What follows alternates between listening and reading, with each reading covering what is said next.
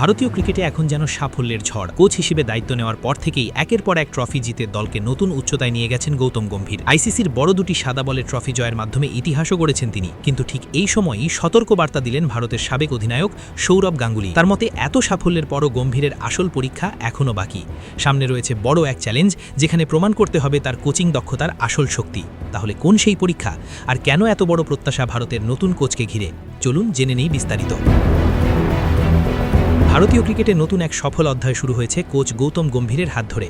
দায়িত্ব নেওয়ার পর থেকেই তার নেতৃত্বে ভারতীয় দল দুর্দান্ত ছন্দে রয়েছে। একের পর এক বড় টুর্নামেন্ট জিতে আত্মবিশ্বাসের শীর্ষে পৌঁছে গেছে দলটি। গম্ভীরের অধীনে ভারত ইতিমধ্যেই জিতেছে দুটি বড় ICC trophy, ICC champions trophy এবং আইসিসি মেন্স টি20 ওয়ার্ল্ড কাপ। এই দুই সাফল্যের মাধ্যমে ইতিহাসও গড়েছেন তিনি। ভারতের ইতিহাসে প্রথম কোচ হিসেবে আইসিসির দুটি বড় সাদা বলের ট্রফি নিজের ঝুলিতে তুলেছেন গম্ভীর। তবে এত সাফল্যের মাঝেও সতর্কবার্তা দিয়েছেন ভারতের সাবেক অধিনায়ক সৌরভ গাঙ্গুলি।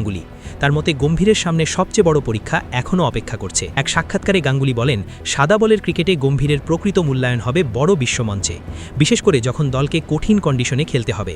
তার মতে দক্ষিণ আফ্রিকার মাটিতে অনুষ্ঠিত হতে যাওয়া আইসিসি ক্রিকেট ওয়ার্ল্ড কাপ 2027ই হবে গম্ভীরের সবচেয়ে বড় পরীক্ষা।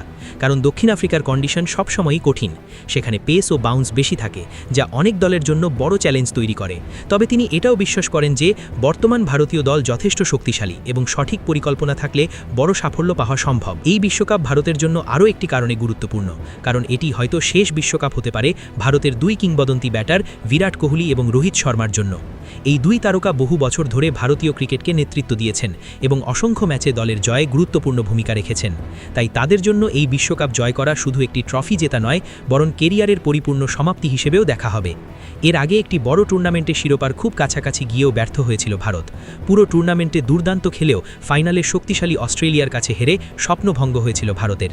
সেই আক্ষেপ এখনও ভারতীয় ক্রিকেটকে তাড়া করে বেড়ায়। গাঙ্গুলি শুধু সাদা বলের ক্রিকেট নয়, লাল বলের ক্রিকেট নিয়েও গুরুত্বপূর্ণ মন্তব্য করেছেন।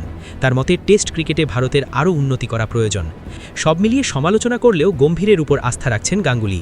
তার মতে গম্ভীর একজন দক্ষ ও আত্মবিশ্বাসী কোচ এবং তার হাতে এখন একটি শক্তিশালী দল রয়েছে। বর্তমানে ভারতের নজর রয়েছে ইন্ডিয়ান প্রিমিয়ার লিগের দিকে। এই টুর্নামেন্ট শেষ হওয়ার পর আবারও আন্তর্জাতিক ক্রিকেটে মনোযোগ দেবে দলটি। তবে শেষ পর্যন্ত গম্ভীরের কোচিং সাফল্যের প্রকৃত মূল্যায়ন হবে বড় মঞ্চেই।